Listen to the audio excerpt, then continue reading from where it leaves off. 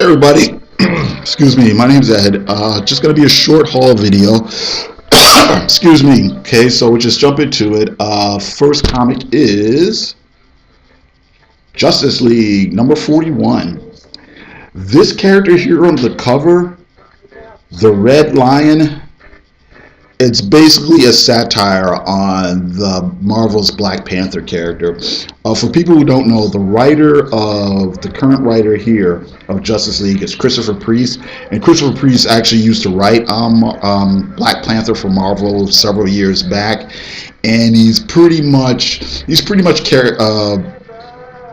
giving credit for pretty much having to helping bring that character into the kind of modern age back in the late 90s, early 2000s.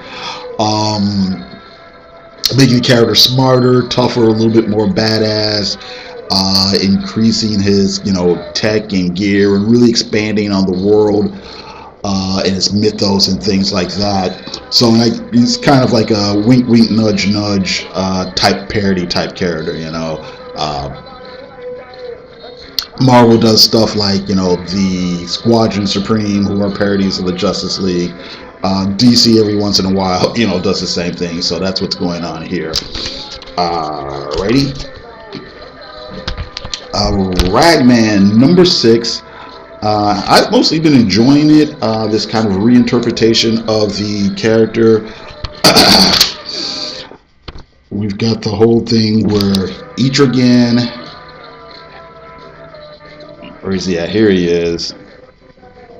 Has been guest starring for the last couple of issues. I don't know if this character is really needed, but I really do. I think they did a good job of kind of again reinterpreting this kind of side character. I do agree with people who say they like the old look of the character a little bit better. I like the old concept of him having the cape that's a quilt made out of the souls of evildoers and stuff like that. But I think this updated version is pretty neat too. So okay. Aquaman 34. I've never been an Aquaman fan in the past, but I have been enjoying Aquaman recently. But I'm kind of ready for this whole storyline with him trying to take back the crown. I'm about ready for that story to be over with. I'm hoping it's only going to go for another couple issues. But yeah, but that's it. Okay. All right. Moonshine, number 8. Brian Azzarello and Eduardo Rizzo. More werewolves and gangsters in small town America.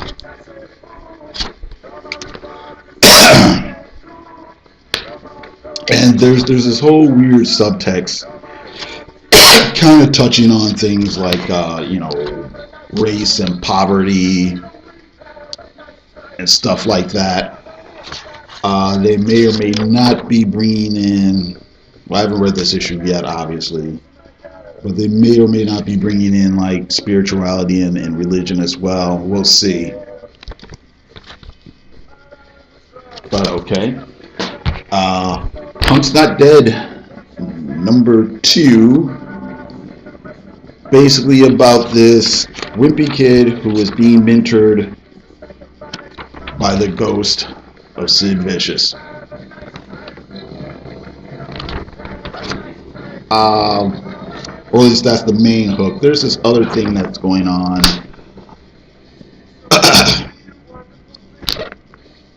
But I'm not sure I even get the other subplot.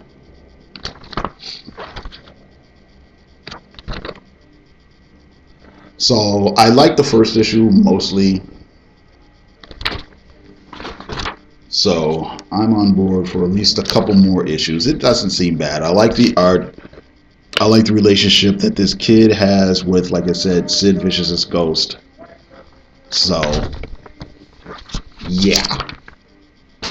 And finally I got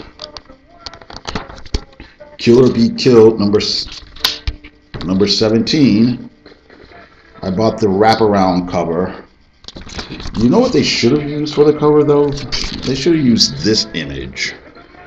I think that's actually really cool looking.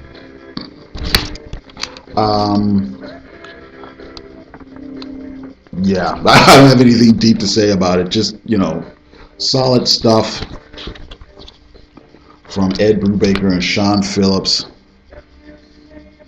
I think there's supposedly a doppelganger running around, and our hero is like out of the insane asylum now, maybe, or something.